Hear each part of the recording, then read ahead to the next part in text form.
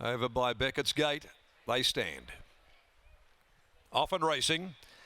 Now, Southern Firetail actually is one of the first of them away, but Triple the Chant has no speed and is a conspicuous last and being stoked up by As a Party back there. Driving forward is the Geraldton Galloper Bayara from Classic Impact, and coming across My Halve with Lillian there.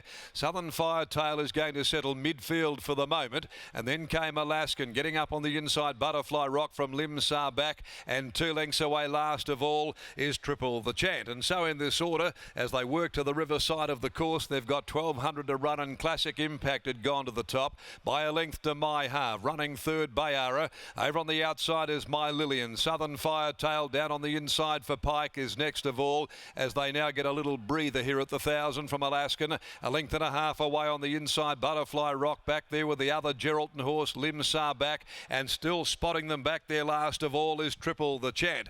And so as they work down the riverside, Classic Impact on top leads the way from My Halve. Running third, Bayara. Lillian has been afforded every mortal hope here with about 650 to go. The favourite down on the inside, Southern Firetail, being held in by Alaskan, and further back then Butterfly Rock, Limsar back, and As a Party's hard at work on Triple the Chant as they come to the home turn. About 450 to go, and Classic Impact by a half a length. My Halve. Lillian now hooks out to make a move. Behind them, Bayara, and Pike is sending Southern Firetail through in the middle. Alaskan outside of it, down to the 200-metre mark, and Lillian hits the lead. It's Lillian a length in front of Classic Impact and Southern Firetail, but Lillian's the leader. Lillian by a half to 3/4. Classic Impact coming back. It's fighting tooth and nail, but Lillian will prevail. Lillian just won from a very tenacious Classic Impact. Southern Firetail third from Bayara. Behind those, pulling up next of all, Alaskan,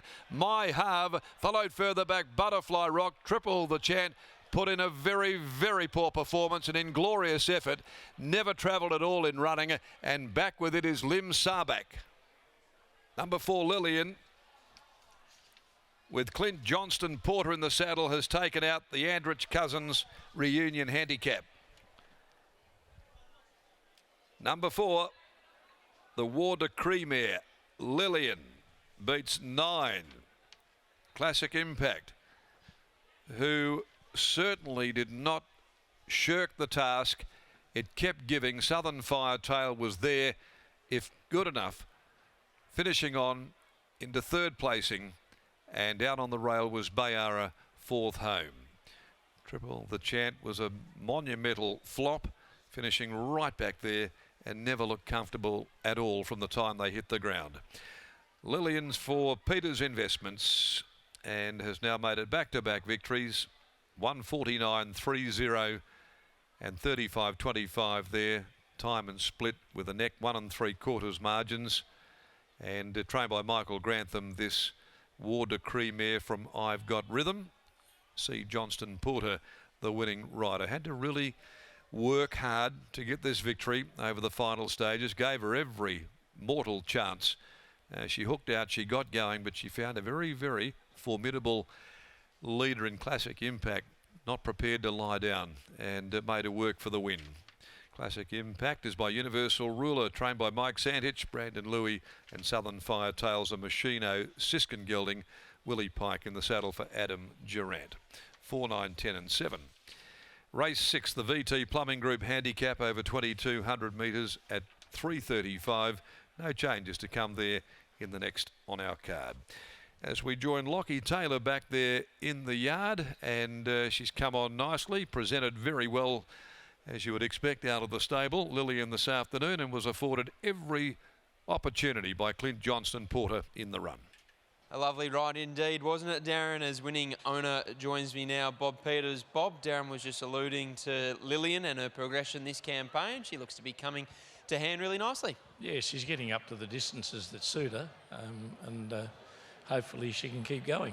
With that in mind, were you surprised that she was able to win last start at 1500 metres, or did you feel that in that level of race that she could still overcome perhaps racing at a distance short of her best? No, well, she was coming up from a 12, 15 natural progression, and it's worked well being in this one today. How far could she get? Who knows? We'll try her over a bit further and see. How have you been over the last few weeks? Obviously, the stable and your runners have been having a little bit of a quieter time of it. Not too many runners here at Ascot. How have you been? I'm good, yeah. Do you get bored? No, it's quite good to have a day off occasionally. Who's the one horse you're looking forward to seeing develop over the next couple of months? Oh, it's very hard. Probably Treasured Legacy, the 2-year-old. When's she back?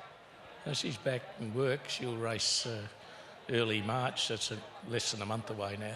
Looking forward to that. Well done here. Thank you. There's Bob Peters after the win of Lillian. Treasured Legacy. That is a filly that certainly set tongues wagging when she trialled at Lark Hill, Scotty.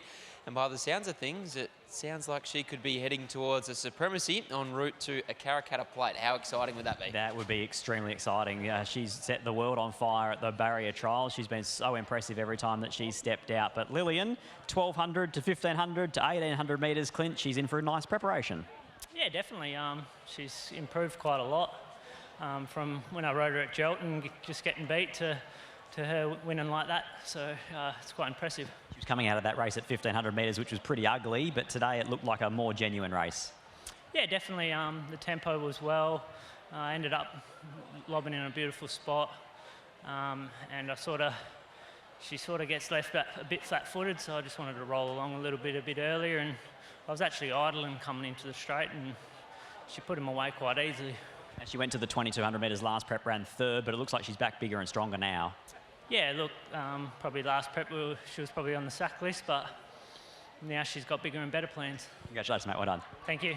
There's Clint Johnson-Porter. He combines with Michael Grantham and Lillian to make it back-to-back wins in taking out the 5th here at Ascot.